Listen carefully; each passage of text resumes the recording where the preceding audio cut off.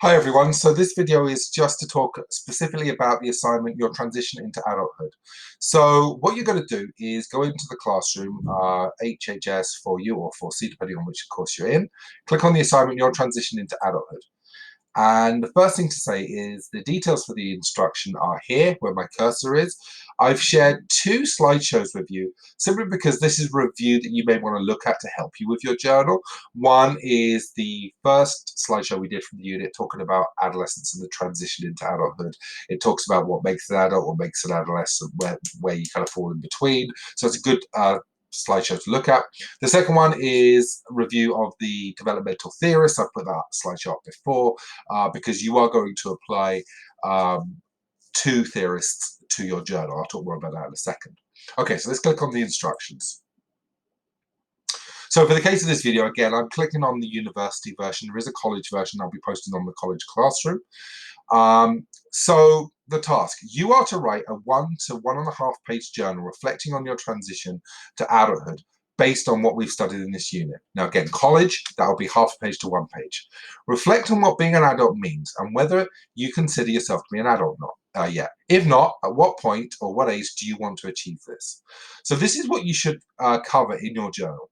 Level of independence. How independent are you in meeting your needs? So for instance, financial needs, emotional needs. When would be an ideal time for you to move out of your family or current home into a more independent living situation? We talked in the early weeks of this unit about the idea of clocks. There's 4 clocks. One is a biological clock. That's whether you're physically grown, which obviously we all are. The chronological clock is your age. So again, are you defined as an adult by your age? At this point in your life, probably not. 17, most of you are 17. No, so you're 18, and yeah, you get classified as an adult. You get to vote, and and all other kinds of things you're legally allowed to do. Join the army, for instance. Social clock. This is what society expects of you at a certain age. So I would argue that even at 18, maybe even 19, you're still not considered an adult by many social expectations. So the social clock, and then finally the psychological clock. So that's your emotional maturity. So do you emotionally at this point feel as if you're an adult? Yeah, yes or no. So that would be kind of the first part, your level of independence, how you feel at that point, how independent you feel in terms of your journey to adulthood.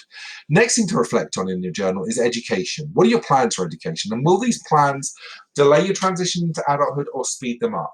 And how will this affect your financial ability to become an adult? Now, many of us, we've been in education for a long time. We went to university or college. Some people went on and did a post degree, masters and so on. And so they built up a lot of debt, and that meant they stayed at home longer and took them longer to start a family. So whatever it is you consider the benchmark of becoming an adult, certainly education can delay that for a lot of people.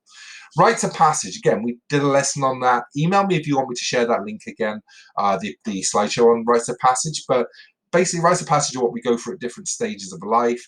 What rites of passage, reflect upon this in your journal, have you gone through on your journey to becoming an adult? What rites of passage do you still consider needing to pass through before calling yourself an adult? So for instance, does getting a driving license require you to become an adult? So can you still be an adult if you can't drive or haven't ever passed your test? It's things like that. Graduation's obviously a rite of passage, and so on. Okay, so rites of passage, and what rites of passage do you still personally feel you need to go through on your journey to adulthood?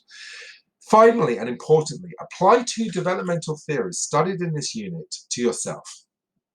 So where do you place yourself at the stages of 2 developmental theories studied last week? Strongly consider using the theories that you personally studied, so one that you're very familiar with, as well as one other theorist from the group presentations. So for instance, this just comes to my mind, the Abraham Maslow theory. Self-actualization is at the top of that pyramid, and I argued with you guys that you are very unlikely at 18 to be at the self-actualization stage. So place yourself on 2 developmental theorist stages and say where you'd want to be by the time you become an adult, basically. So you can look at Erickson, Maslow, Lovinger, and all the other theorists that we studied, the 7 theorists that we studied as a class. Below is the rubric, the expectations. One more important thing before this video is to end is to say if you're doing the college version, you only have to do 1 developmental theorist.